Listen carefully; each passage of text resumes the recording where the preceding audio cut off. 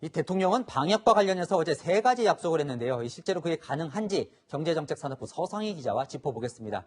서 기자, 먼저 대통령이 이렇게 말을 했습니다. 이 추석 전, 그러니까 9월 말까지 3,600만 명 1차 접종을 마치겠다. 이건 가능합니까? 일단 가능한지 계산을 해봐야 할 것 같습니다.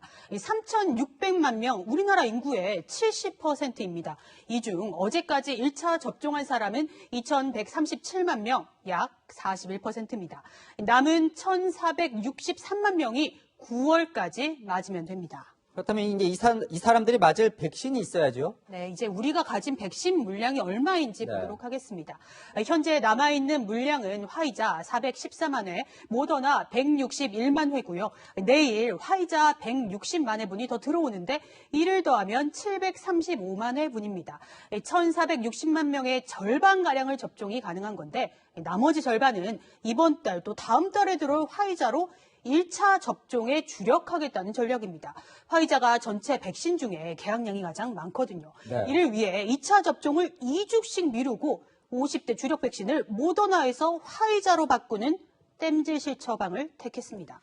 결국 이제 2차 물량을 1차로 돌려서 맞추겠다는 건데, 그렇다면 이 11월까지 집단 면역을 하겠다고 했는데, 이 집단 면역은 이제 2차 접종을 마친 사람이 그때까지 이제 국민 70%가 돼야 되는 거예요. 네. 그런데 살펴보니까 지금 이제 2차 접종률이 고작 15.4%입니다. 이거 가능합니까? 대통령도 이 집단 면역 시기를 앞당기겠다는 이 청사진을 밝히긴 했는데, 하지만 오늘 방역 당국의 얘기는 조금 달랐습니다.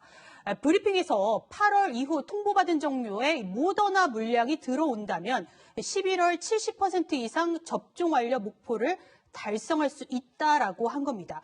11월 집단 면역에 모더나가 더 들어와야 한다는 조건이 붙었습니다. 하반기 화이자 물량이 충분히 들어오더라도 1차 때 모더나를 맞은 사람은 2차 접종에도 모더나를 맞아야 하기 때문입니다. 모더나라는 변수가 있다는 거군요. 네. 저 대통령도 이런 말을 했습니다. 이 고강도 방역 조치를 완화하는 새로운 방역 전략을 추진할 수 있다. 이거 뭐 자영업자들이 상당히 기대할 만한 이야기인데 이건 언제 가능하겠습니까? 사실 문 대통령도 조건을 달았습니다.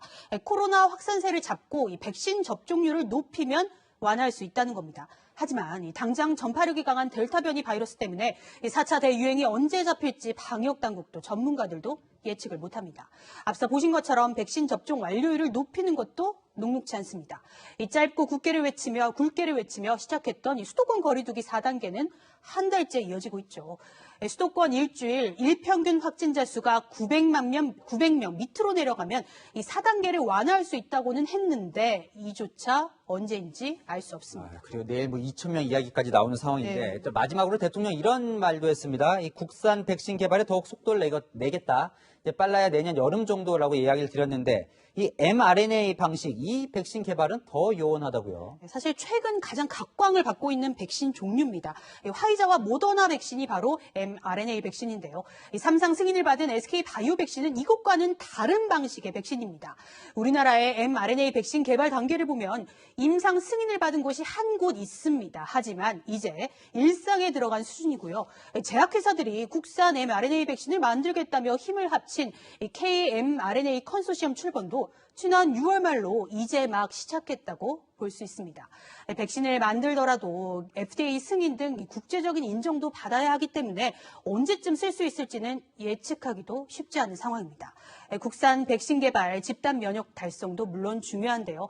하지만 지금 눈앞에 백신이 당장 급한 상황에서 현실과 동떨어진 대통령의 발언은 방역 신뢰를 흔든다는 지적입니다. 네, 여기까지 듣겠습니다. 지금까지 서상희 기자였습니다.